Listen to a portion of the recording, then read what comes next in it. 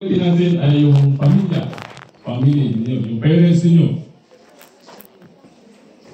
Dapat yan yung priority.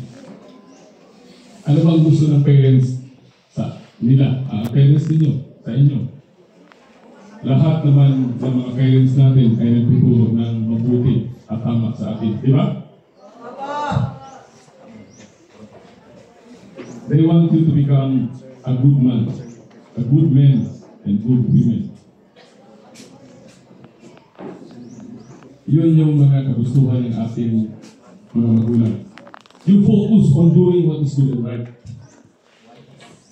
When you do things, it should always be the ambit of legality and morality. Dapat, kung gagawa ka ng isang bagay, yung kagustuhan ng Panginoon at saka nakagustuhan ng ating constitutional law.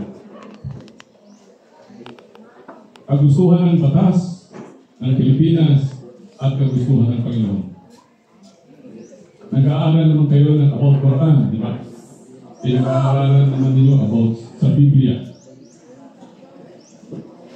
So dapat i-combine natin kung ano yung batas at saka batas ng Panginoon. Ano yung third priority natin? Dapat ay yung pag-aaral natin.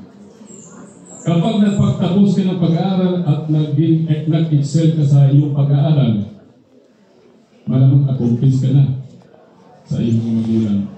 Tuwang-tuwa sila sa iyo. Proud na proud sila sa iyo.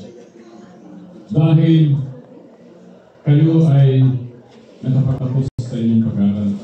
Kaya dito pa lang, especially sa scouting, you will be trained kayo na develop ng magiging leader pagdating araw. Maayos ang karakter bilang isang tao. Kaya na ito humahanga sa inyong school head. Dahil pinustro niya itong ganitong mga activity, especially itong scouting.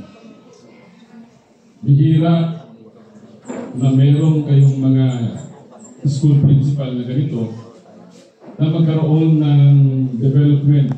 Tinitingnan yung leadership skills o leadership development ng kanyang mga estudyante. Ano yung fourth priority natin? Dapat yung charity. Dapat pupunta kayo sa mosque, pupunta kayo sa simbahan na magkipagtulungan doon. Sa mga tao, kung mga simpleng services lang, bilang kayo na scout. Okay? Number 3 is yung failure comes first before success. Alam nyo, laging nauna ang failure bago ang success sa buhay. Ikwento ko sa inyo one of the greatest person